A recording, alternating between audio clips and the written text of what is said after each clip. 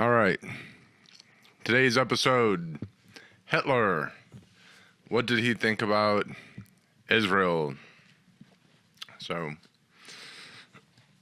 you're probably thinking you're nothing very good, but unless you figure there must be a twist, and that's why we're doing the show. But or maybe we're shooting down the twist. All right. Depending on what you've heard about this sort of thing, we're talking about Israel, the Jewish state. What did Hitler think of Zionism? All right, not necessarily the Jewish people, which is a broader topic.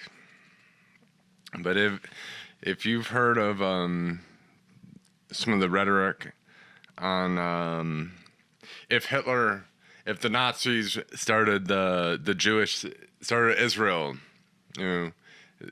Hitler was Israel's best friend because he was sending all the Jews to Palestine with the transfer agreement or so on. If you might have heard that. Well, I mean, we'll see. We're just gonna look at what he felt about the matter, and we're just gonna look at his own words, starting with a speech Hitler made. We're gonna look at a book with Hitler's speeches. 1920. Okay, so Hitler says. He says, so we may ask ourselves, what about the Jew and the formation of states? Okay. Does the Jew also possess the power to build states and so on? We must first of all examine the attitude to work, how he actually perceives the principle of work.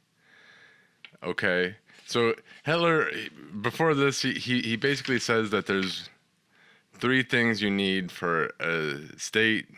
He says these three achievements. A duty is you need to recognize the need for work. Then you need physical and mental health. And then you need a deep inner spiritual life. And he says the Nordic race has this, but this is why he says the Aryan race. He says one finds this cross as a swastika not only here in Europe, but just as much as and so on and so forth. Okay, so the Aryan race has these three things, but he goes on a little bit about how work is kind of a punishment in the Bible. He says that's the Jew's attitude.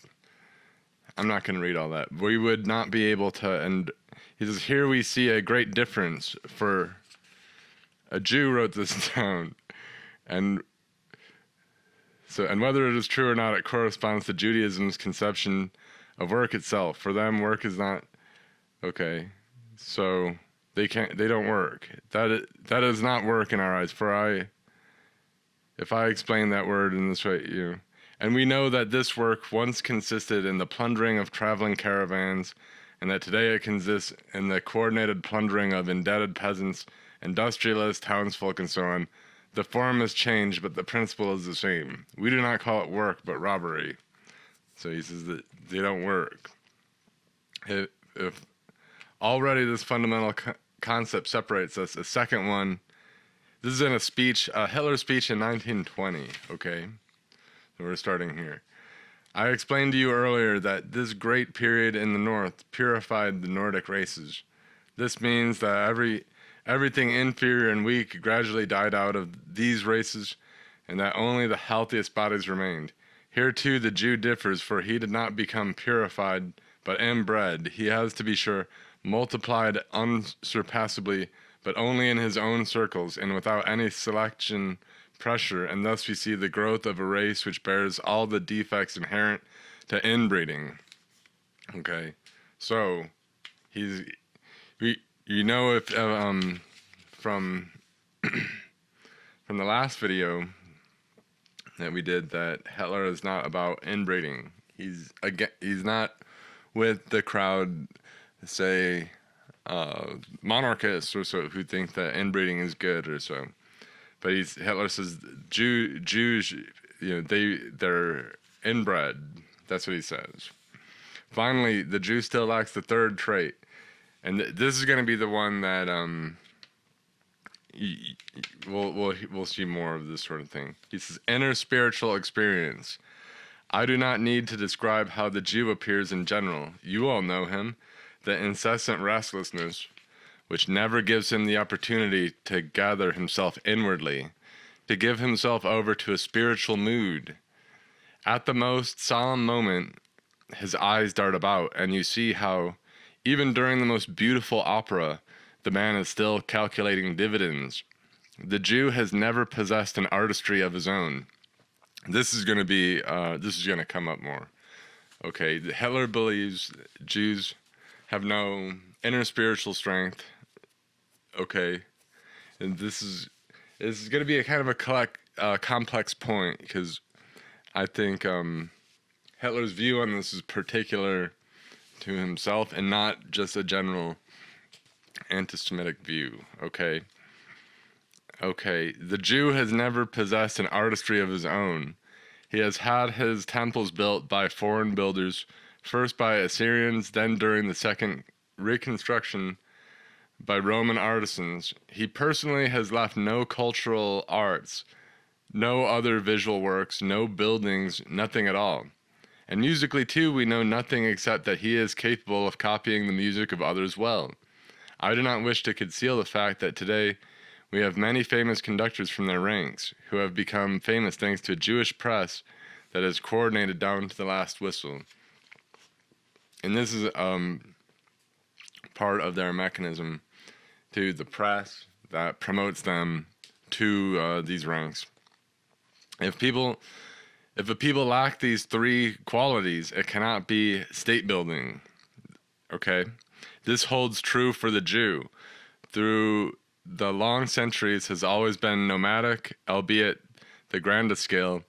He never had what we would call a state. It is a great misconception, even among us today, that Jerusalem was the capital of a Jewish nation state. First of all, in these days, so on and so, we know precisely that they chose, the city. Even then, the Jew lives primarily, they're skipping on. Even then, the Jew lived primarily as a parasite on the body of other peoples, and it had to be that way. For a people who do not want to perform work themselves, the sometimes thankless work of farming and maintaining a state, working in the mines, in the factories, in construction, all this work so unpleasant for a Hebrew, such a people will never found a state itself, but will always prefer to live as a third party in another state, where this work is done by others, and he is only a middleman in business, a merchant at best, or translated into today's German, a robber, a nomad who undertakes the same raids he once undertook. Okay, Hitler continues. Thus it becomes immediately apparent why the whole project for the foundation of a Zionist state is nothing more than a comedy. Okay, so he says the Zionist state is nothing more than a comedy. The Jewish rabbi in Jerusalem has now assured us that the most important thing would not be the founding of the state, because it is very doubtful whether this can yet be realized, but it is also not necessary, because Jewry needs this city at the most as a spiritual center. In fact, we have already become the masters of a whole series of states. We dominate them financially, economically, and also politically. Okay, end quote. That's Hitler quoting the rabbi in Jerusalem, the chief rabbi. Thus, the goal of this Zionist state is nothing more than to pull the wool over the eyes of the unsuspecting. They try to explain that so and so many Jews have found themselves wanting to go there as farmers, as workers, even as soldiers. Laughter from the audience, the book says. If they really had this instinct in them, the German Reich would need these ideal people today to cut peat, to work in the coal mines. They could participate in the development of our great projects, our hydropower plants, our lakes, and so on. But it does not occur to them. The whole Zionist state will be nothing but an academy for their international schemes, and from there, everything will be directed, and every Jew will receive, as it were, an immunity as a citizen of the Palestinian state.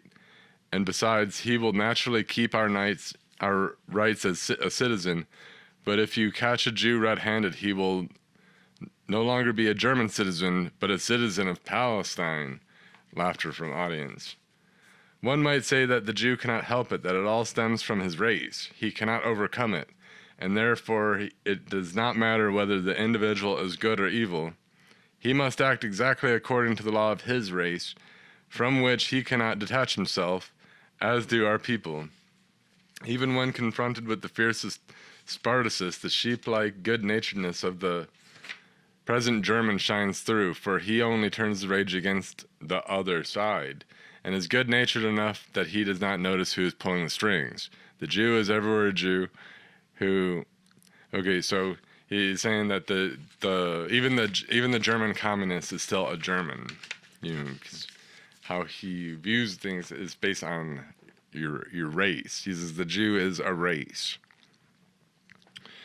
We can already see that there are two great racial differences here. Aryanism means moral conception of work, and thus that we so often talk about today. Socialism, community spirit, the common good before self-interest. Jewry means an egoistic conception of work, and thus mammonism and materialism, the opposite of socialism. And from this trait which he cannot overcome, which is in his blood, he himself recognizes this. From this trait alone comes the absolute necessity for the Jew to act in a state-destroying manner. He cannot do otherwise, whether he wants to or not. He is thus not capable of forming a state of his own, for that more or less always presupposes a great deal of community spirit. He is thus only able to live as a parasite in other states, as a race within other races, as a state within other states, and we see here quite clearly that the race in itself does not have a state-building capacity if it does not possess definite traits which are inherent in the race, which must be in its blood, and that conversely a race which does not possess these traits must have a state-destroying effect, regardless of whether the individual is good or evil. So he says, regardless of whether the individual is good or evil, it's the race, is what he says. It will be state-building or state-destroying. We cannot trace the fact of Jewry from the earliest times, not necessarily. Okay. So he goes on about many other things, but that's all we'll read from the speech. But you see, we'll see other things, and we'll kind of build on that. This is some of the earliest. We're not covering everything, just because there's a lot to be said here, but you see, it doesn't seem very positive towards, like the idea that some people say, oh, the Nazis, they just wanted nationalism for everyone, and they wanted the foreigners out, and they would have their own nationalist thing that would be like just as racist and Israel could be their own ethno-state just like they had, or so. That's not really their attitude, and not really trying to exonerate anyone, like exonerate Hitler from supporting Israel or Israel from being supposedly Nazi-backed or something, or just like they're the Nazis or something. Just going over the facts, and seeing if they're interesting or not. Okay. So we'll go to Mein Kampf. What does Hitler say here? Okay. We'll go on to and whatever doubts I may still have nourished were finally dispelled by the attitude of a portion of the Jews themselves. Among them there was a great movement, quite extensive in Vienna, which came out sharply in confirmation of the national character of the Jews. This was the Zionists. It looked, to be sure, as though only a part of the Jews approved this viewpoint, while the great majority condemned and inwardly rejected such a formulation. But when examined more closely, the appearance dissolved itself into an unsavory vapor of pretext, advanced for mere reasons of expedience, not to say lies. For the so-called liberal Jews did not reject Zionists as non-Jews, but only as Jews with an impractical, perhaps even dangerous way of publicly avowing their Jewishness. Okay. Intrinsically, they remain unalterably of one piece. In a short time, this apparent struggle between Zionistic and liberal Jews disgusted me, for it was false through and through, founded on lies, and scarcely in keeping with the moral elevation and purity always claimed by this people. The cleanliness of this people, moral and otherwise, I must say, is a point in itself. By their very exterior you could tell that these were no lovers of water, and to your distress, you often knew it with your eyes closed. Later, I often grew sick to my stomach from the smell of these caftan wares. Added to this, there was their unclean dress and their generally unheroic appearance. Okay, he goes on like this. And you'll see how consistent some of the stuff is and how it's repeated. How he kind of goes over it. But you see, he's not really pro-Zionist here, or what. He considers it a trick. As he said before, he doesn't consider this a people who would make a state, but so he sees Zionists as they're maintaining appearances in different ways. It's a different faction, but it's something he's not really fooled by, he says. Okay, just going on a little bit further to kind of broaden the point here. How Hitler is talking about the media, and here he'll say, and I now began to examine my beloved world press from this point of view. So he's talking about how he's noticing Jewish people more and more, and he says, and the deeper I probed, the more the object of my former admiration shriveled. So he liked all these writers and this journalistic stuff, these maybe more edgier kind of newspapers, magazines, whatever. But now he sees they're Jews, and he sees it different. He says, his admiration shriveled. The style became more and more unbearable. I could not help rejecting the content as inwardly shallow and banal. The objectivity of the exposition now seemed to me more akin to lies than honest truth, and the writers were Jews. 1,000 things which I had hardly seen before now struck my notice, and others which had previously given me food for thought, I now learned to grasp and understand. I now saw the liberal attitude of this press in a different light. The lofty tone in which it answered attacks and its method of killing them with silence now revealed itself to me as a trick. As clever as it was treacherous, the transfigured raptures of their theatrical critics were always directed at Jewish writers, and their disapproval never struck anyone but Germans. The gentle pinpricks against William II revealed its methods by their persistency, and so did its commendation of French culture and civilization. The trashy content of the short story now appeared to me as outright indecency, and in the language I detected the accents of a foreign people. The sense of the whole thing was so obviously hostile to Germanism that this could only have been intentional. But who had an interest in this? Okay, so this is stuff that he once related to, that he once liked. And you'll see, because he considers himself like a special person, a sensitive person. He's a gifted and so he sees things, and he kind of he's inclined to mock this or that, and then so he might have related at some point to what these Jewish writers are saying, but then he sees it maybe different, that it's not quite the same as where he's coming from, and now he feels like he's tricked, so he's very angry about it. But this will influence his views in general on this whole matter, as we'll kind of get into. Okay.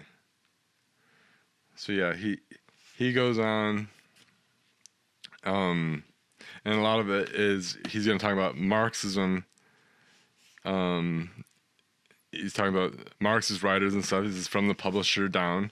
They were all Jews. I took all the social democratic pamphlets I could lay hands on and sought the names of their authors. Jews. I noted the names of the leaders. By far the greatest part were likewise members of the chosen people, whether they had... So, this is why he's not liking that they, just how many of them, I guess, are, that they're all in these positions, and he just sees them differently. So you see where this is going. This is what shapes his how he sees things. Okay. But they're putting themselves in positions of influence, is what he's saying. He says that he considers if maybe they should, this is just once at this time, when over long periods of human history I scrutinized the activity of the Jewish people, suddenly there rose up in me the fearful question whether inscrutable destiny, perhaps for reasons unknown to poor mortals, did not, with eternal and immutable desire the final victory of this little nation. Was it possible that the earth... So are they maybe supposed to rule the whole world? Is what he asks himself. But he says the Jewish doctrine of Marxism rejects the aristocratic principle of nature and replaces the eternal privilege of power and strength by the massive numbers and their dead weight. Thus it denies the value of personality in man, contests the significance of nationality and race, and thereby withdraws from humanity the premise of its existence and its culture. As the foundation of the universe, this doctrine would bring about the end of any order intellectually conceivable to man, and as in the greatest of all recognizable organisms, the result of an application of such a law could only be chaos. On earth, it could only be destruction for the inhabitants of this planet. Okay, so he says this would be the end of the world. Okay, but what he's saying is that Marxism this is a Jewish doctrine. It rejects these principles. This is of personality. And so he says this is why maybe Jews are different here, because it's not just another race, it's not just another people on the planet for him, but rather this is a people who are putting themselves in positions of power and with a doctrine that goes against nature, is what he says. There should be power and force should have their own thing, and then Jews are tricking you out of this, and instead of personalities, you get the masses, the numbers. Okay, so this is a good part of Hitler's worldview. Hitler believes in nature. Hitler believes in against the masses and things of such and such. We'll go further. We'll just read on further. Okay.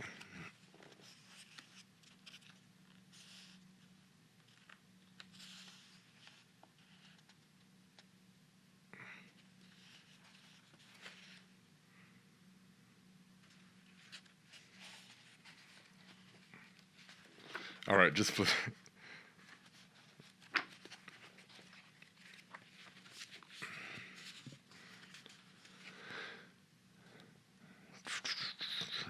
okay. So Hitler says the mightiest counterpoint to the Aryan is represented by the Jew. Okay, this is Mein Kampf.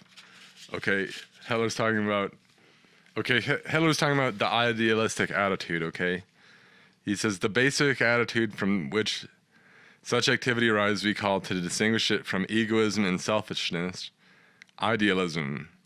By this we understand only the individual's capacity to make sacrifices for the community, for his fellow men.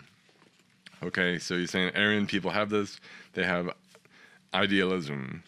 How necessary it is to keep realizing that idealism does not represent a superfluous expression of emotion, but that in truth it has been and will be the premise for that we designate as human culture.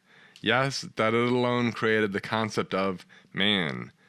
It is to this inner attitude that the Aryan owes his position in this world, and to it the world owes man, for it alone formed from pure spirit the creative force which, by a unique pairing of the brutal fist and the intellectual genius, created the monuments of human culture.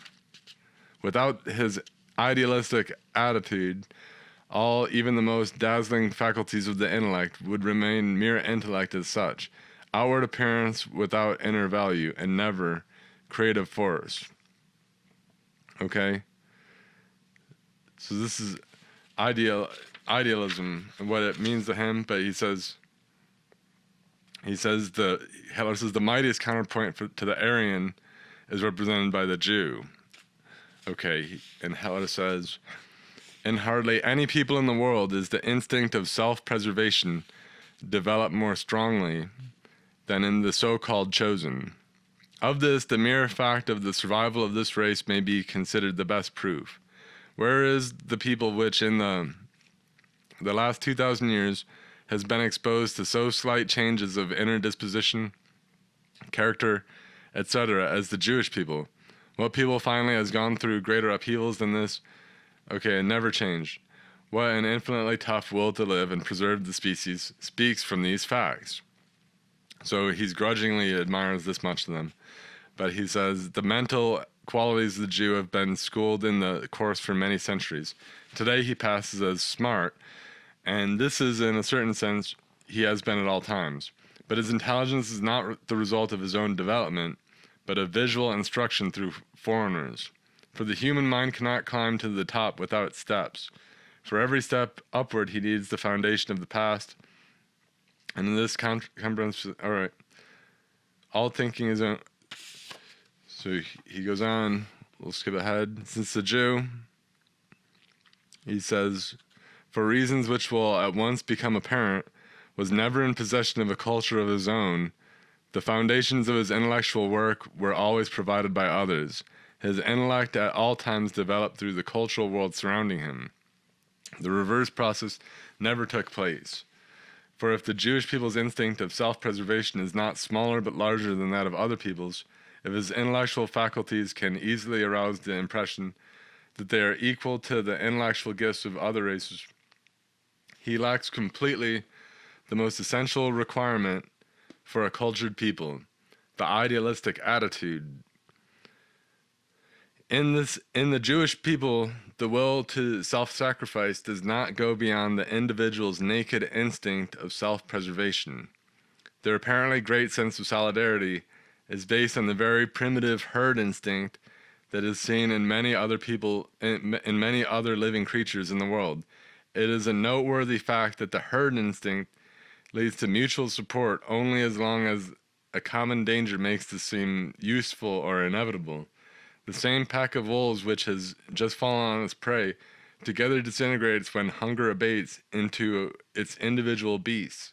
The same is true of horses which try to defend themselves against an assailant in a body but scatter again as soon as the danger is past.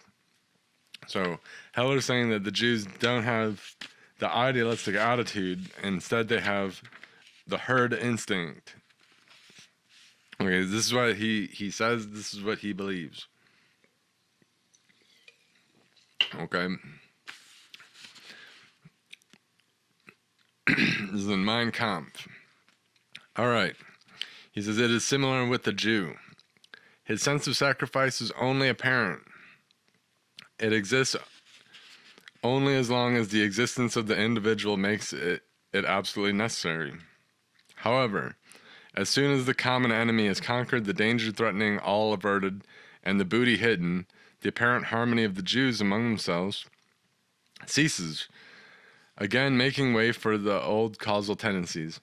The Jew is only united with the common danger when a common danger forces him to be, or a common booty entices him, if the two grounds are lacking. And in the twinkling of an eye, the united... Okay. He says, if the Jews were alone in this world, they would stifle in filth and offal, and they would try to get ahead of one another and hate-filled struggle and exterminate one another. Insofar as the absolute absence of all sense of self-sacrifice expressing itself in their cowardice did not turn battle into comedy here too. And he's saying they won't sacrifice for one another. They will mutually support, but it's out of the herd instinct, is what he says. They don't have the inner spiritual, the idealism that the Aryan race and maybe other races have to some extent.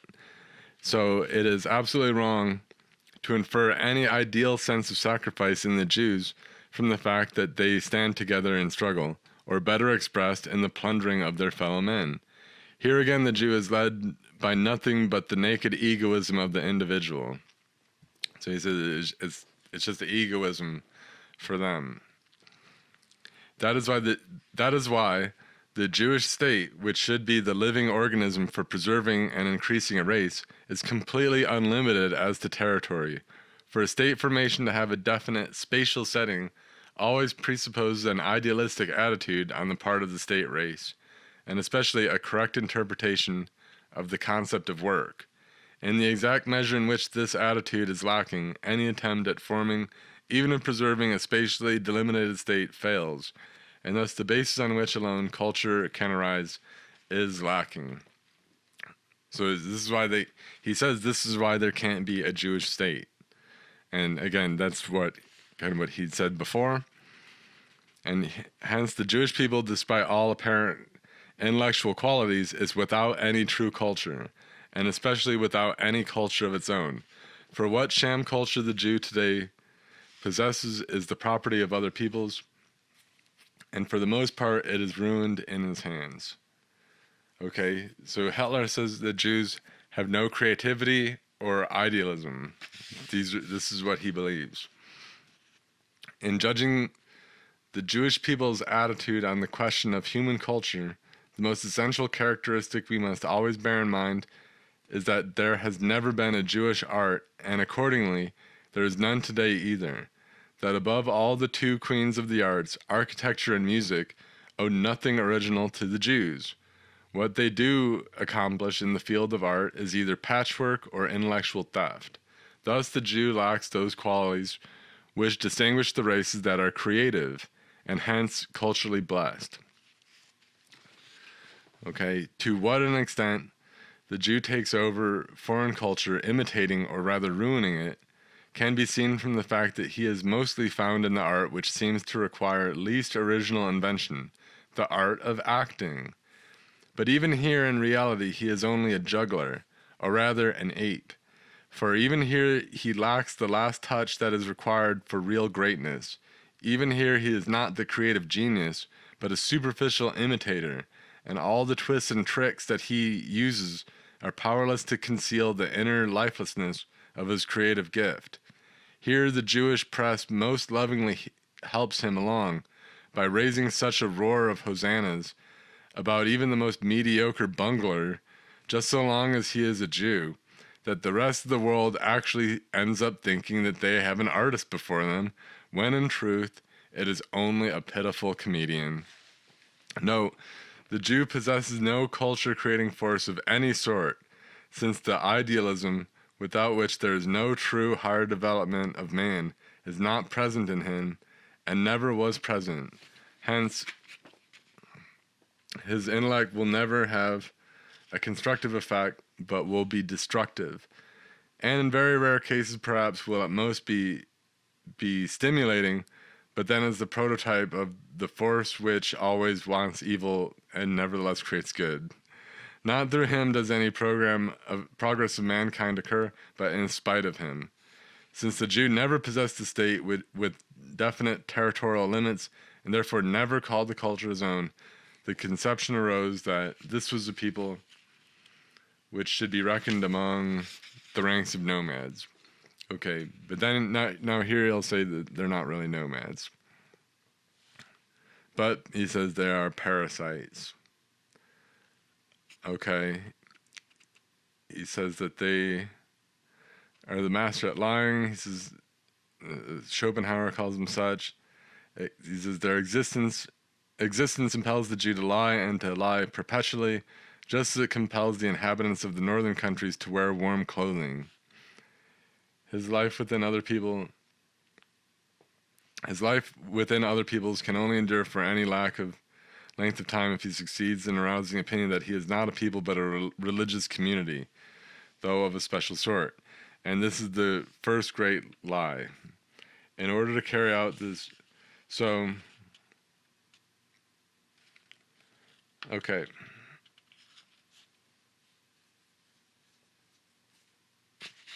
So he says they're parasites. He says they have no creativity. They have no idealism. They can't make a state. They can only live as parasites in other, in other peoples, in other national states.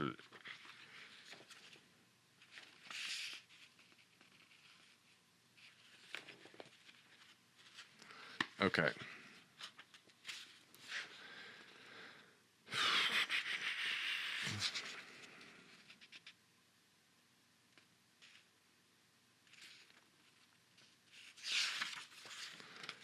So this is seeming a bit anti-Semitic.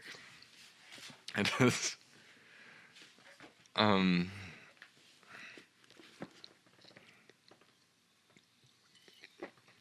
it doesn't seem like he's trying to create Israel and Palestine, which is, mind you, kind of a corollary to the Holocaust denial, that Hitler only wanted them to go to other. He wanted them to go, he wanted to settle them. He wanted them to make a state in Madagascar or Israel or Palestine or whatever. But he wasn't trying to hurt them or so, he wasn't trying to kill anyone. But we'll see. I mean, it seems like he thinks of Jews as a bit different, not quite the same as other peoples. Okay, Hitler says,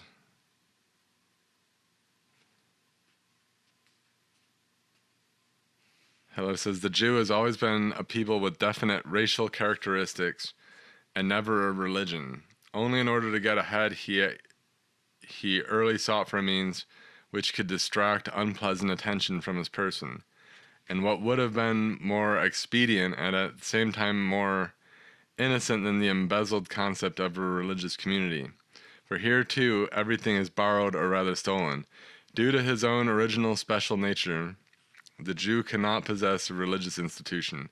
So he says due to his own original special nature. So they have a special nature.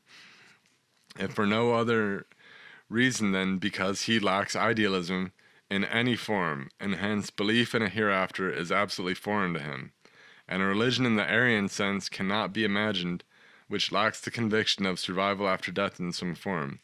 Indeed, the Talmud is not a book to prepare a man for the hereafter, but only for a practical and profitable life in this world.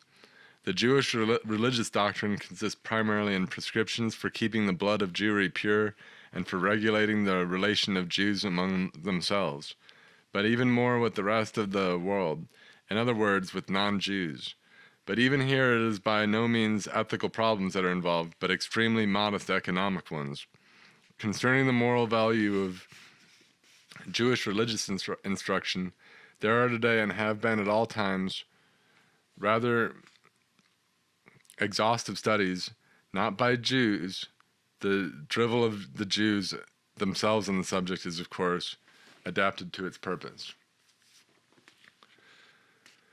which make this kind of religion seem positively monstrous to Aryan conceptions. Hitler says, the best characterization is provided by the product of the religious education, the Jew himself.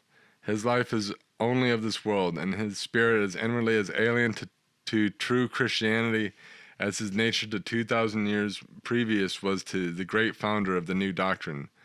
Of course, the latter made no secret of his attitude toward the Jewish people, and when necessary, he even took to the whip to drive from the temple of the Lord this adversary of all humanity, who then, as always, saw in religion nothing but an instrument for his own business existence. In return, Christ was nailed to the cross, while our present-day party Christians debase themselves to begging for Jewish votes at elections and later try to arrange political swindles with atheistic Jewish parties, and this against their own nation. Okay. He goes on this first and greatest lie that the Jews are not a race but a religion, more and more lies are based in necessary consequence. Among them is the lie with regard to the language of the Jew. For him it is not a means for expressing his thoughts, but a means for concealing them. Okay, so Hitler says that for Jews, language isn't for expressing his thoughts, it's for concealing them.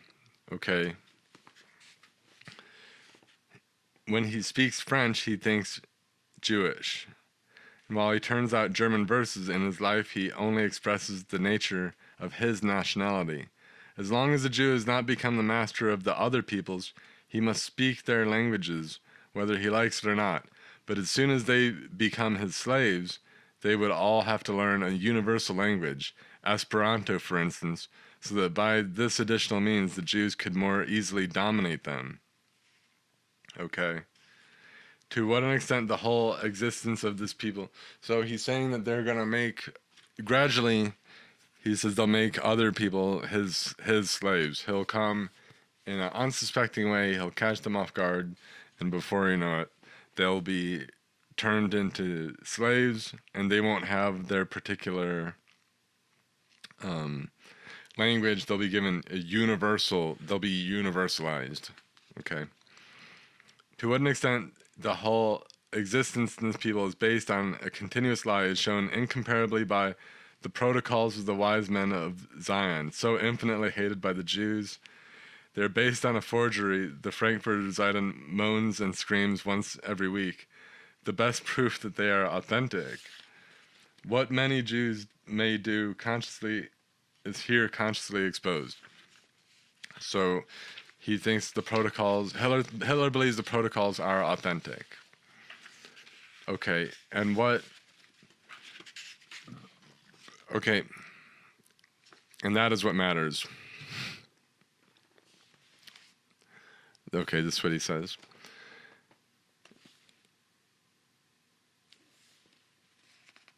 All right. So then he's going to go on. He outlines this whole process that we're kind of talking about. He goes into quite vivid detail with some of the stuff. How gradually he'll reveal himself to his victims and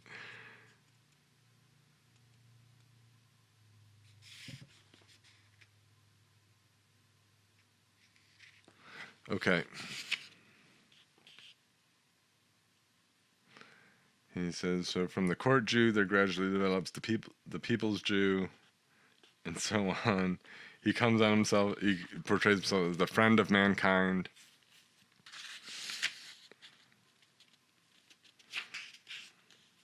He uses the press, and we'll skip ahead, all right? We'll just skip on.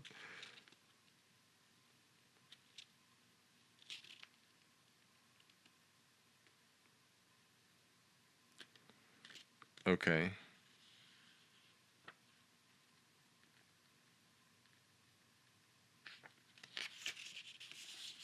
So,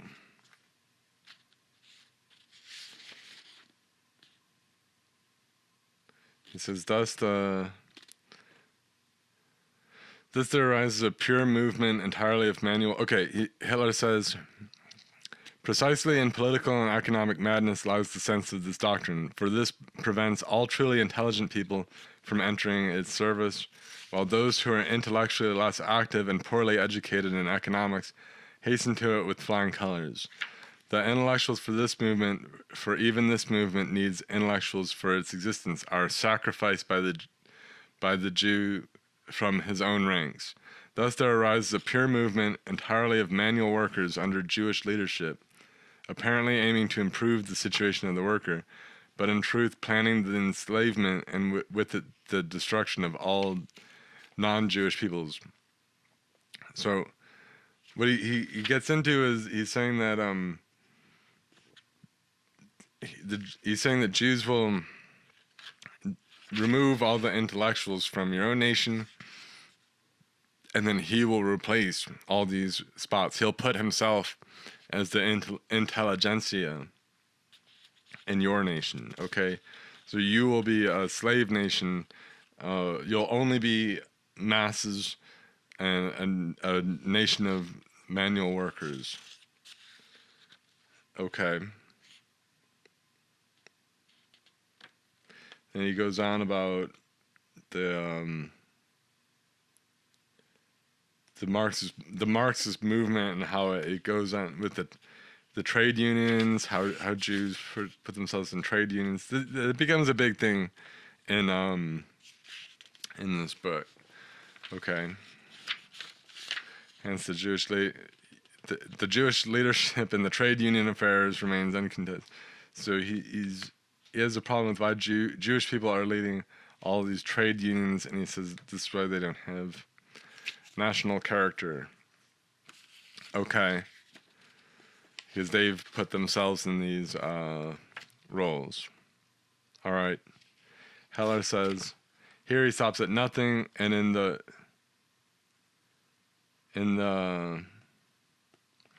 and in his vileness he becomes so gigantic that no one need be surprised if among our people the personification of the devil as the symbol of all evil assumes the living shape of the Jew. The ignorance of the broad mass about the inner nature of the Jew, the lack of instinct and narrow-mindedness of our upper classes make the people an easy victim for this Jewish campaign of lies. Okay, so Heller's not about the broad masses. He speaks very poorly about the masses, and he says everything, the masses is no good.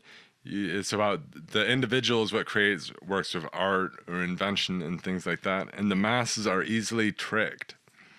The masses are like the base of people can seduce the masses. All right, so this is one of the things that's going on, is the masses will follow with the dumbest. Whoever promises the dumbest thing to the masses, they will be tricked. Okay. So Hitler says, the Jews' domination in the state seems so assured that now, not only can he call himself a Jew again, but he ruthlessly admits his ultimate national and political designs.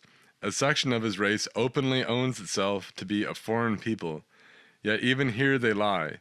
For while the Zionists try to make the rest of the world believe that the national consciousness of the Jew finds its satisfaction in the creation of a Palestinian state, the Jews again slyly dupe the dumb Goyim.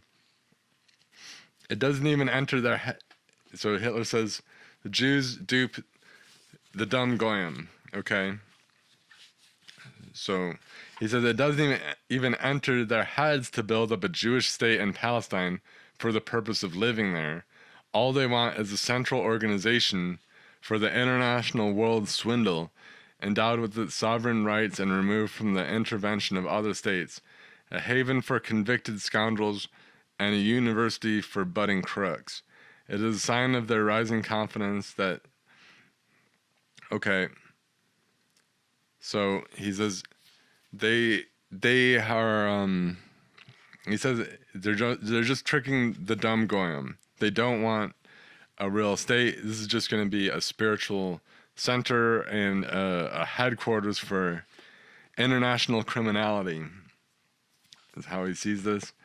Hitler says, with satanic joy in his face, the black-haired Jewish youth lurks in wait for the unsuspecting girl whom he defiles with his blood, thus stealing her from her people.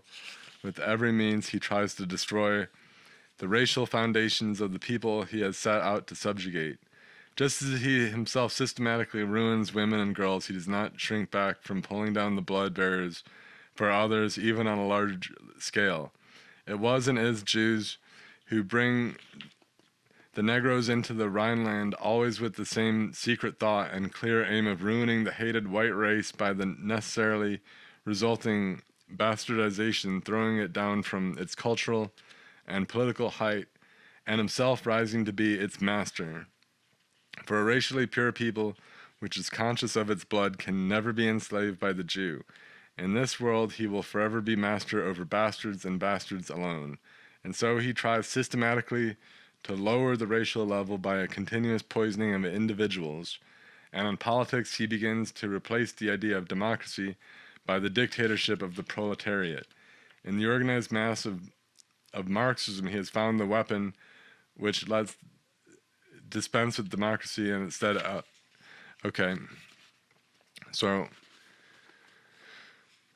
you see what he says is going on. All right. Hitler says, in economics, he undermines the state. In the political field, he refuses the state the means for its self-preservation, destroys the foundations of all national self-maintenance and defense, destroys faith in the leadership, scoffs at its history and its past, and drags everything that is truly great into the gutter. Culturally, he contaminates art, literature, the theater, makes a mockery of feeling, overthrows all concepts of beauty and sublimity of the noble and the good, and instead drags men down into the sphere of his own base nature. Okay, so he's saying there's nothing uplifting. He drags everything down to the lowest common denominator, kind of like the amorphous mass. Okay, now he begins the great last revolution. In gaining political power, the Jew casts off the few cloaks that he still wears. The democratic people's Jew becomes the blood Jew and tyrant over peoples. In a few years, he tries to exterminate the national intelligentsia, and by robbing the peoples of their natural intellectual leadership, makes them ripe for the slave's lot and of permanent subjugation. The most frightful example of this kind is offered by Russia, where he killed or starved about 30 million people with positively fanatical savagery, in part amid inhuman tortures, and in order to give a gang of Jewish journalists and stock exchange bandits domination over a great people. Okay, so he says, this is how they take over. You know, they exterminate all the intellectuals of your nation, then they put themselves in there, then they enslave everybody. He says this is done in Russia, where they killed off all the Germanics, and they just installed themselves as the leaders. Okay. Moving, and again, he says they have no creativity at all. He says this is what he believes. He believes Jews have no creativity.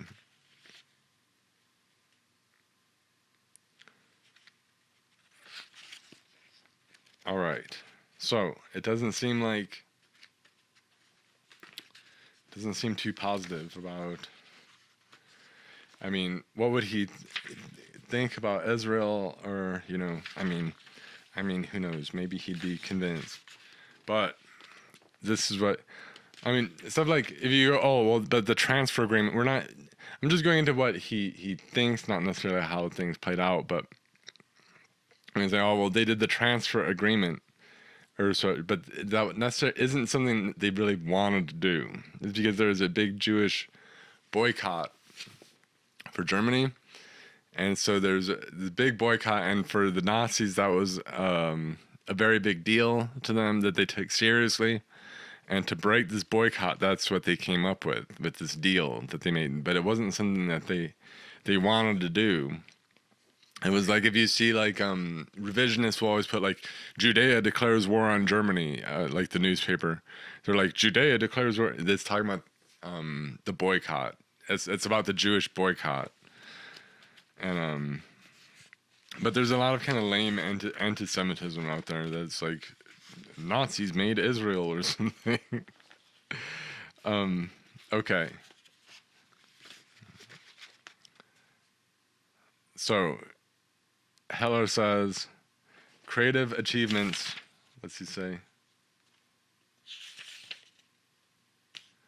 Heller talks a lot about art, and he talks in this book about how the state needs to facilitate like the gifted individuals to rise to the top, and then he says there's a problem that's not happening, and they need to come up with solutions, you know. But he says creative achievements can only arise when ability and knowledge are wedded.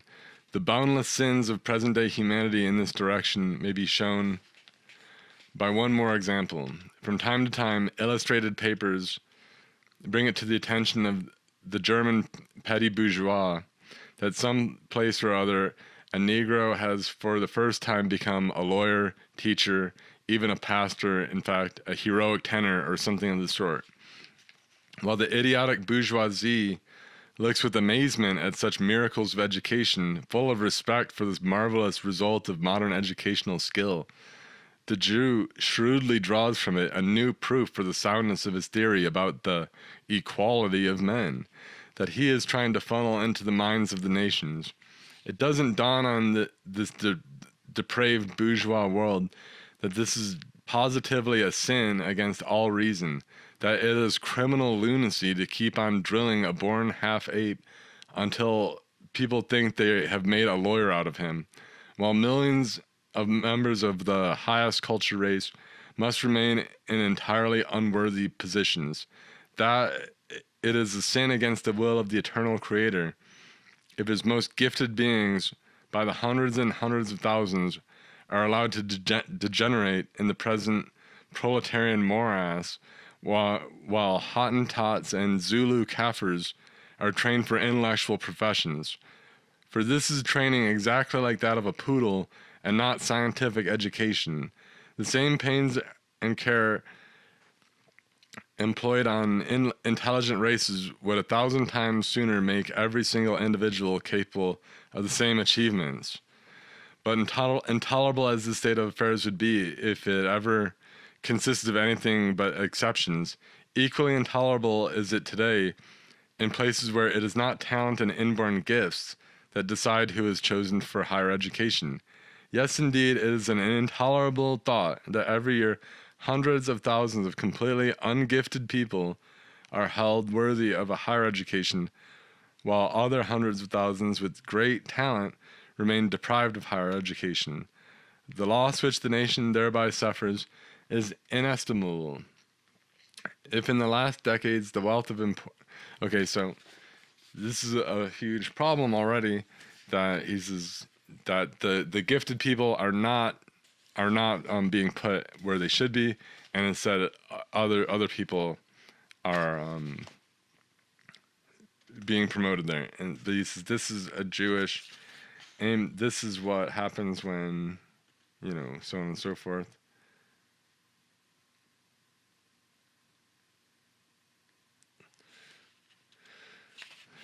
He has very little faith in, say, in the broad masses, as he says.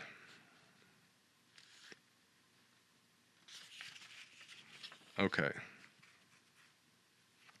Heller says, a philosophy of life which endeavors to reject the democratic mass idea and give this earth to the best people, that is the highest humanity, must logically obey the same aristocratic principle within this people and make sure that the leadership and the highest influences of this people fall to the best minds. Thus it builds not upon the idea of majority, but upon the idea of personality. Okay, so it's not about the majority, it's about personality. It's about individual personalities. That's what you need. You need the right people, the right individuals to get put up. You could see how he might be biased to this kind of. This might be the art school reject coming out, but this is what he says. This is what he believes. He says that these are like sins. You know, as much as his view, his conception of things is largely biological, he always says this sort of thing is a sin against heaven. You know, it's a blasphemy to the eternal creator and things like that. Okay. But he says, you know, he's saying that just like, you know, just like they might be, he says just like Nazis are racist amongst, from, you know, different peoples, you know, you also have to look at, you know, at yourselves as well, even at your own race, because nobody's really equal. He's saying people just aren't equal. People are on different levels. This is what he believes. Okay, a human community appears well organized only if it facilitates the labors of these creative forces in the most helpful way and applies them in a manner beneficial to all. Okay, he says it is not the mass that invents and not the majority that organizer thinks, but in all things only and always the individual man, the person. He says the most valuable thing about the invention itself, whether it lie in the material field or in the world of ideas, is primarily the inventor or personality. Therefore, to employ him in a way benefiting the totality is the first and highest task in the organization of a national community. Indeed, the organization itself must be a realization of this principle. Thus, also, it is redeemed from the course of mechanism and becomes a living thing. It must itself be an embodiment of the endeavor to place thinking individuals above the masses, thus subordinating the latter to the former. So he says this is the real problem. You know, this is work that needs to be done. You need to be finding these individuals and facilitating them to get put in these in the roles they're meant for. But he says instead, it's Jewish people have put themselves in these spots. And mind you, he says Jewish people have no creativity, and they've displaced the people that have creativity. Okay. He says in this it must proceed from the principle that the salvation of mankind has never lain in the masses, but in its creative minds, which must therefore really be regarded as benefactors of the human race. To assure them of the most decisive influence and facilitate their work is in the interest of the totality. Assuredly, this interest is not satisfied and is not served by the domination of the unintelligent or the incompetent, in any case uninspired masses, but solely by the leadership of those to whom nature has given special gifts for this purpose. Okay? The selection of these minds, as said before, is primarily accomplished by, you know, the hard struggle for existence, so on and so forth. Okay, and he says that the destructive,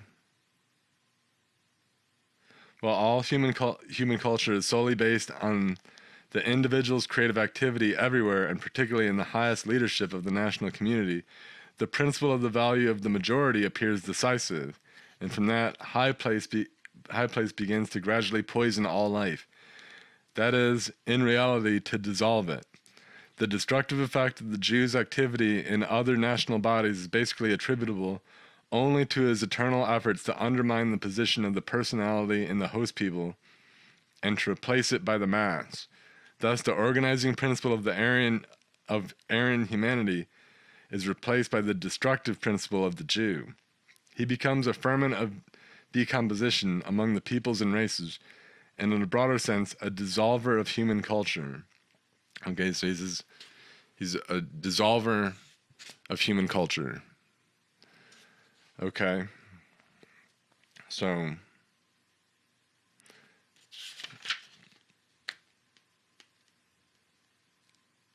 so he says this is the big problem, that Jewish people replace these principles, with the idea of equality. They're taking the principles of personality, that there should be personalities to lead, and they're replacing it with the mass, the idea of the mass, or the majority. Marxism presents itself as the perfection of the Jews' attempt to exclude the preeminence of personality in all fields of human life and replace it by the numbers of the mass. Okay?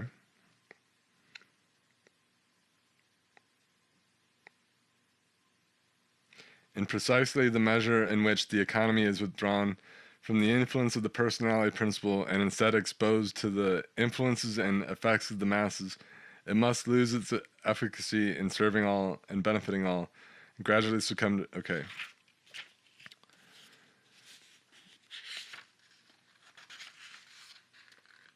So this is a huge problem for him.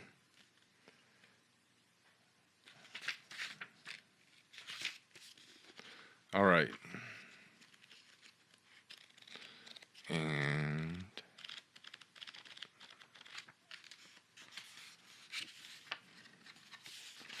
he says,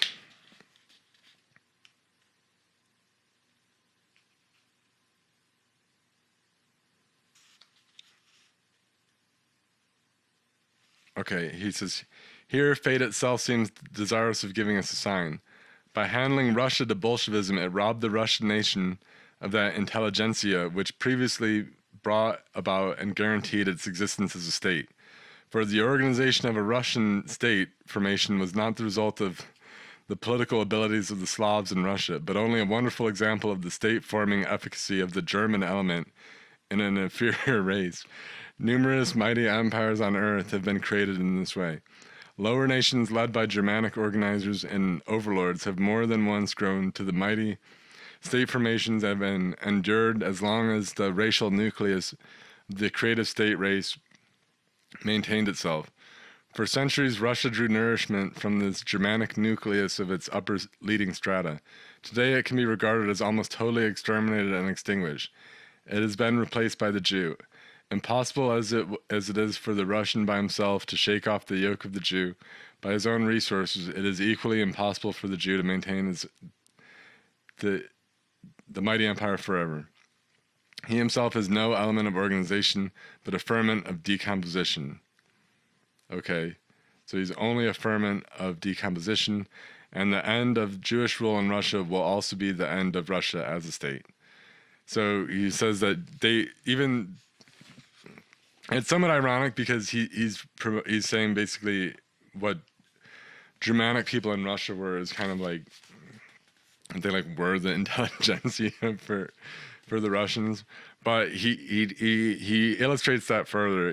He goes on about how that's maybe different for the German situation, that the intelligentsia there were so far removed from the common people that it was easier for Jews to get in there and to wipe them out. But now he says the Jews rule in Russia, but he says that will be the end of Russia as a state because they can only, he says they're the dissolver of culture. Okay. All right, what else is there? Oh, here we'll just have one. This is maybe a little bit off topic, but Hitler says, this is for maybe Hitler says, this is in Mein Kampf, if at the beginning of the war and during the war 12 or 15,000 of these Hebrew corruptors of the people had been held under poison gas, as happened to hundreds of thousands of our very best German workers in the field, the sacrifice of millions at the front would never have been in vain. On the contrary, 12,000 scoundrels eliminated in time might have saved the lives of a million real Germans, valuable for the future. But it just so happened to be in line with bourgeois statesmanship of subjecting millions to bloody and so he says the Hebrew corruptors should have been held under poison gas instead of the German soldiers being gassed. It should have been the Jews should have been. So he doesn't say they should have been shipped to Palestine. He says gassed. So even just saying that, I mean, you could get canceled. Okay. All right. Maybe just to switch it up, we'll go to the Goebbels diaries. Joseph Goebbels, who says, what does he say? He's talking to Hitler. All right, we'll jump ahead in time. So May 13th, 1943. And just keep in mind a lot of the things that you've heard say, but he says, as soon as I mentioned this to the Führer, he believed the protocols, or he says, at noon I mentioned this to the Führer. He's talking about the protocols. Maybe we should use it. He says, he believed the protocols were absolutely genuine, which Hitler said himself. The Jewish question, in the Führer's opinion, will play a decisive role in England. In all the world, he said, the Jews are alike, whether they live in a ghetto of the East or in the bankers' palaces of the city or Wall Street. They will always pursue the same aims and without previous agreement even use the same means. One might well ask, why are there any Jews in the world order?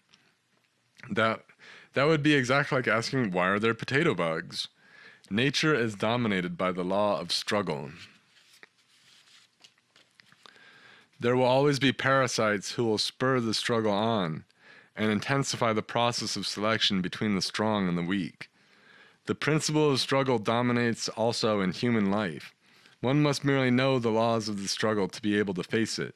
The intellectual does not have the natural means of resisting the Jewish peril because his instincts have been badly blunted.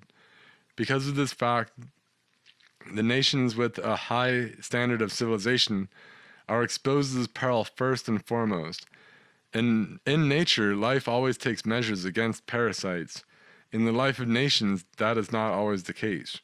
From this fact, the Jewish peril actually stems. There is therefore no other recourse left for modern nations except to exterminate the Jew. What? That's what Joseph Goebbels says after he'd just been talking to Hitler. Okay, there is no hope of leading the Jews back into the fold of civilized humanity. By exceptional punishments, there is no hope of leading the Jews back into the fold of civilized humanity by exceptional punishments.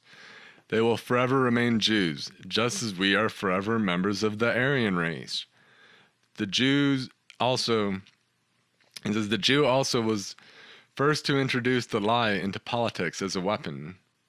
Aboriginal man, the Führer believes, did not know the lie. See, so Hitler believes that Jews invented lying.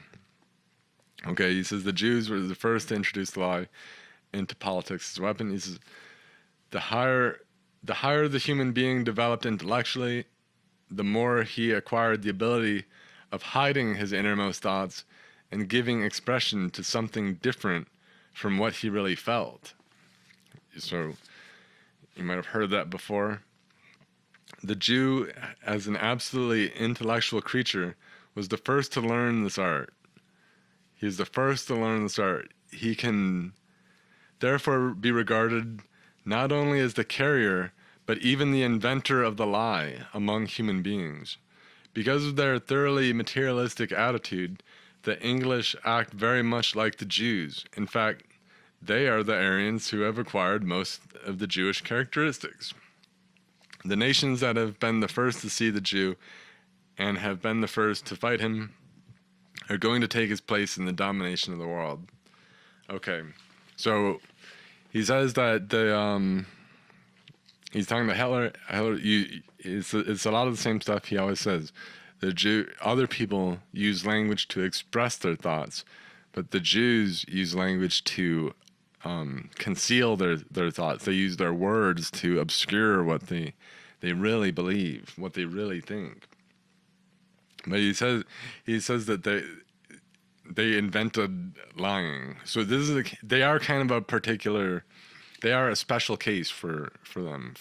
I mean, it's kind of like they're the ones who upset the balance with like nature, the rule of nature. Things should be about struggle and force and power, but Jews will kind of twist things around. Now things are about a weird, you're tricked into thinking they're about other things because they're so good at lying and twisting things and tricking you, especially tricking the masses. Okay. All right, and here's just another quote where this is a little bit earlier. We're going to go to March 27th, 1942. So Goebbels just says, beginning with Lublin, the Jews and the general government are now being evacuated eastward. The procedure is a pretty barbaric one, and not to be discovered here more definitely. Not to be described here more definitely. So even in his diary, he doesn't really want to describe this too much. Mind you, he did expect people to read his diary. It would be like that it would become a historical source of some kind. All right, not much will remain of the Jews. On the whole, it can be said that about 60% of them will have to be liquidated, whereas only about 40% can be used for forced labor. The former Gauleiter of Vienna, who is to carry this measure through, is doing with considerable circumspection and according to a method that does not attract too much attention. So that's Odilo Globachnik, the Gauleiter of Vienna. He's talking about he's talking about Action Reinhard right here. A judgment is being visited upon the Jews that, while barbaric, is fully deserved by them. The prophecy which the Führer made about them for having brought on a new world war is beginning to come true in a most terrible manner. One must not be sentimental in these matters. If we did not fight the Jews, they would destroy us. It's a life and death struggle between the Aryan race and the Jewish bacillus. No other government and no other regime would have the strength for such a global solution to this question. Here, too, the Führer is undismayed champion of a radical solution, necessitated by conditions and therefore inexorable. Fortunately, a whole series of possibilities presents itself for us in wartime that would have been denied us in peacetime. We shall have to profit by this. The ghettos that will be emptied in the cities of the general government will now be refilled with Jews thrown out of the Reich. This process is to be repeated from time to time. There is nothing funny in it for the Jews, and the fact that Jewry's representatives in England and America are today organizing and sponsoring the war against Germany must be paid for dearly by its representatives in Europe, and that's only right. Okay, this is so shortly after Pearl Harbor. Previously they had all these ghettos full of Jews. They had tons of Jews at one point, and this was in a way like hostages dealing with America. After Pearl Harbor, maybe it doesn't mean so much, and but they're not trying to ship them to Palestine, as you can maybe see. Okay, so we'll just read on a little bit further.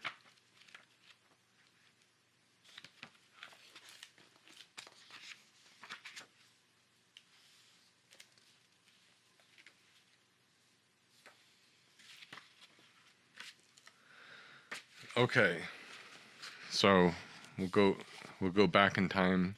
25th October 1941. Table talks.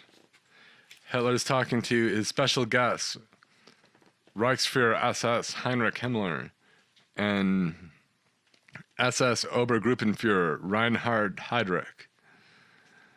All right, Hitler says, from the Reichstag, I prophesied to Jewry that in the event of wars proving inevitable, the Jew would disappear from Europe. That's the same prophecy that Goebbels just references as well.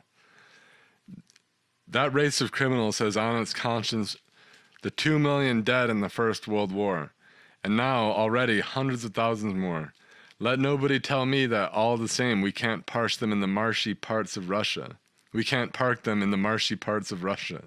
Who's worrying about our troops? It's not a bad idea, by the way, that public rumor attributes to us a plan to exterminate the Jews. Terror is a salutary thing. The attempt to create a Jewish state will be a failure. Okay, and that's pretty much, then he changes topic. But he says the Jewish state will be a failure. Okay, he doesn't put any stock in this idea. Even when he says, we'll park him in the marshy parts of Russia, he's saying in a way, even if they resettled in there, or let's say in Madagascar, and he's against Palestine, like he said, it'd be a spiritual center for them. It'd be like, he doesn't want to put them there, but he wants to put them. But maybe if he could have, if he would have maybe put him in Madagascar, which has been talked about, or in somewhere in Russia, like over the Urals or something, in some desolate spot. He speaks about this more than even Madagascar, like Siberia or something. But the idea is that this experience would just basically destroy them, because then they would be just, exposed to nature. There's no host population for the parasite or whatever. So this would be a way to take them out. Not necessarily a nice thing. This isn't necessarily finding common ground with the Zionists or whatever. Okay. So Hitler says the end of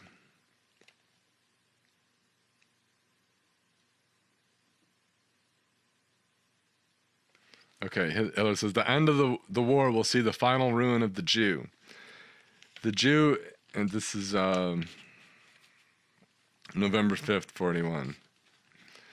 The end of the war will see the final ruin of the Jew. The Jew is the incarnation of egoism, and their egoism goes so far that they're not even capable of risking their lives for the defense of their most vital interests.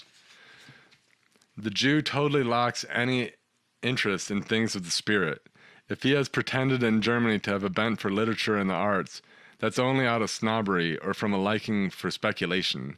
He has no feeling for art and no sensibility, except in the regions where they live in groups. The Jews are said to have reached a very high cultural level.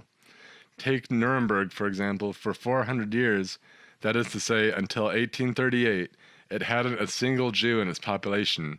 Result, a situation in the first rank of German cultural life.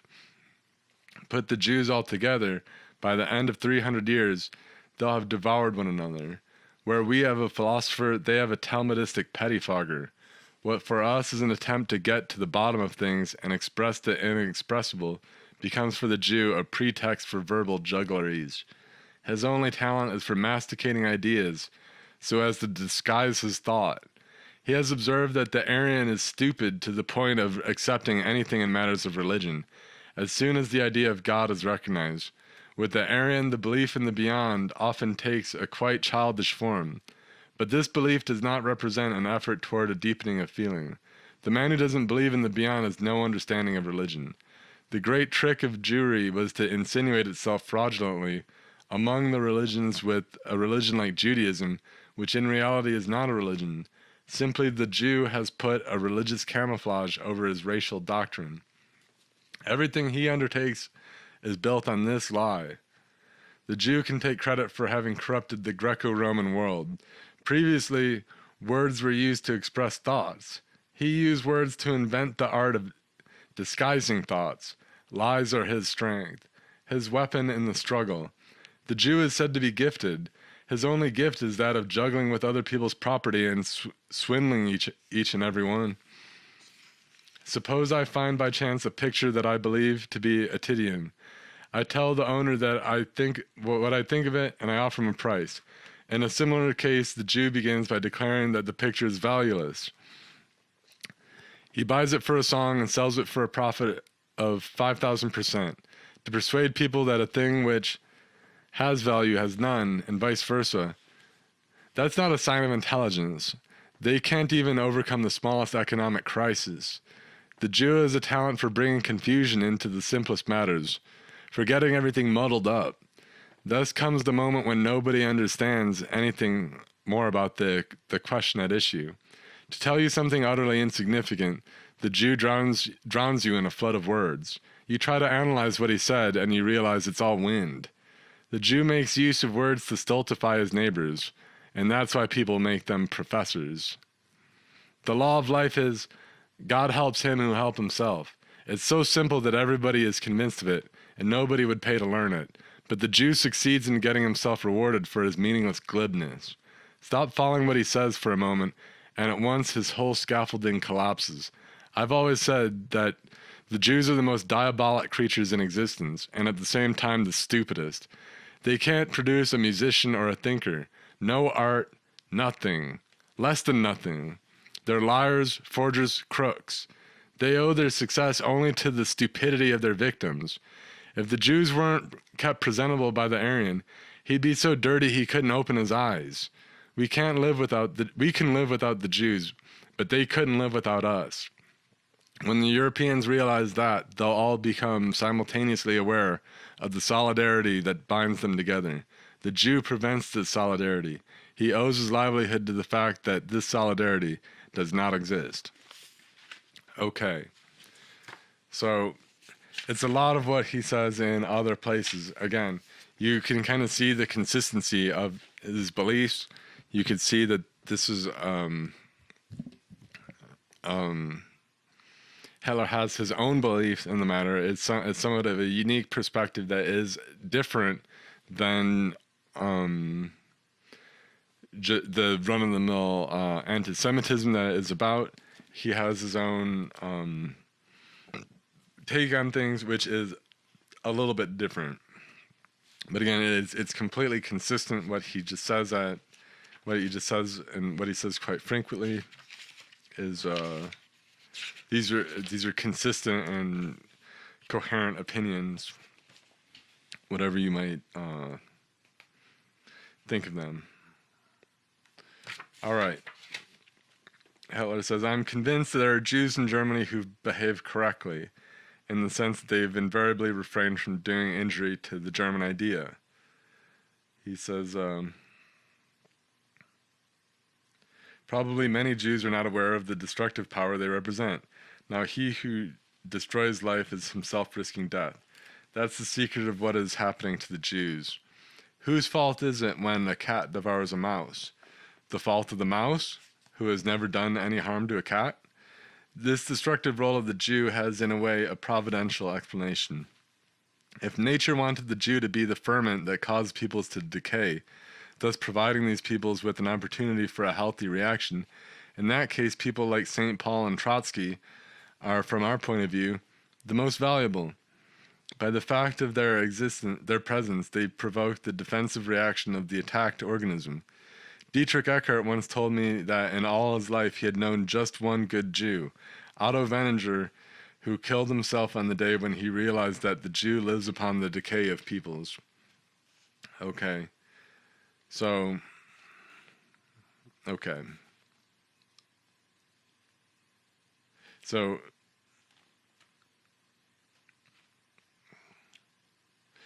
he says, it is remarkable that the half-caste Jew to the second or third generation has a tendency to start flirting again with pure Jews, but from the seventh generation onwards, it seems the purity of the Aryan blood is restored. In the long run, nature eliminates the most noxious elements. One may be repelled by this law of nature, which demands that all living things should mutually devour one another. The fly is snapped up by a dragonfly, which itself is swallowed by a bird, which itself falls victim to a larger bird. This last, as it grows old, becomes a prey to microbes, which end by getting the better of it. These microbes, in turn, find their predestined ends. If we had more powerful microscopes, we would discover new worlds. In the absolute, moreover, nothing is either great or small. Things are big or little by the standard one selects. What is certain in any case is that one cannot change anything in all that. Even a man who takes his own life returns finally to nature, body, soul, and mind.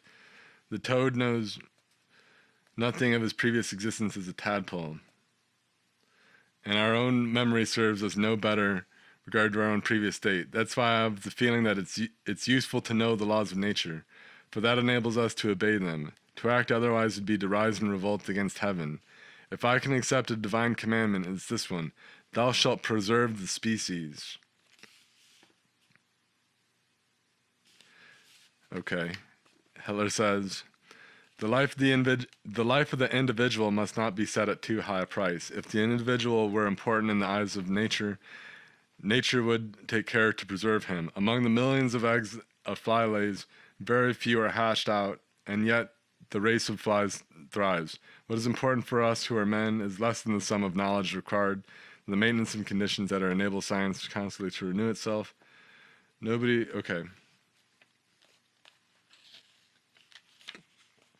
is compelled to consider life from a point of view that makes it unworthy to be lived.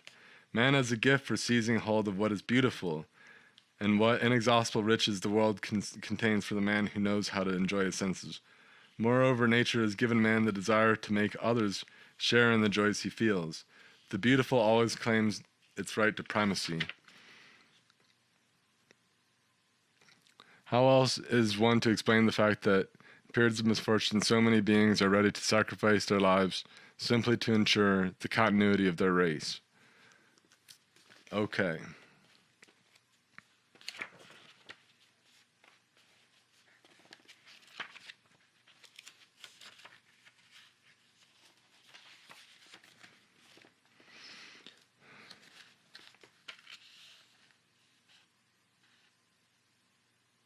So going on, Hitler says, Jew must go. Okay.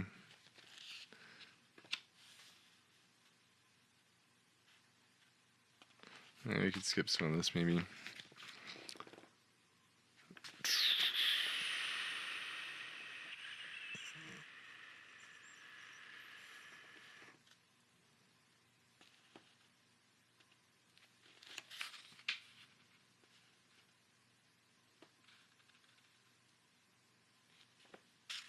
National Socialism has introduced into daily life the idea that one should choose an occupation because it is Okay.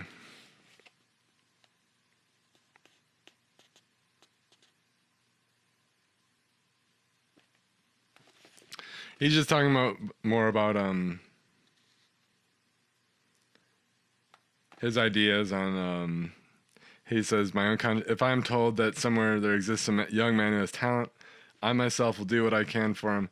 Nothing could be more agreeable to me than to be told when somebody is introduced to me, here is a man of rare talent. And so he's just saying that it's the state's job, you know, it's their big responsibility to facilitate certain people to rise up. Again, that's why he says he sees a problem with Jewish people, because they are throwing wrenches in the gears of as far as this goes, in his view.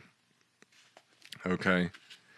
Hitler says, 1942, January, the Jews must pack up, disappear from Europe, let them go to Russia. Where the Jews are concerned, I'm devoid of all sense of pity. There'll always be the ferment that moves peoples one against the other. They sow discord everywhere, as much between individuals as between peoples. They'll also have to clear out of Switzerland and Sweden. It's where they'll be found in small numbers that they're the most dangerous. Put 5,000 Jews in Sweden, soon they'll be holding all the posts there. Obviously, that makes them all easier to spot. It's entirely natural that we should concern ourselves with the question on the European level. It's clearly not enough to expel them from Germany. We cannot allow them to retain bases of withdrawal at our doors. We want to be out of the danger of all kinds of infiltration. Okay. And, well, maybe I think you maybe can get the idea on this, that it's a different case, you know. It's not quite the same that what we want for Jewish people what Germans have for Germany and so forth, and you can do your thing. Just like it's not necessarily the case, because Hitler sees Jews as a particular thing. Like, people can live naturally, but then Jews come up and they invent lying and things like that, and they disrupt pretty much everything. But Hitler says, but he's big into someone who he got along with is the Grand Mufti of the Grand Mufti of Jerusalem, al-Husseini, and he says, I'll just kind of close with this, I think. But he says, if Goebbels should be appointed foreign minister, the problem of the Near East will, from our point of view, assume a totally different aspect. The other principal actor in this part of the world, the Grand Mufti, is also a realist rather than a dreamer, where politics are concerned.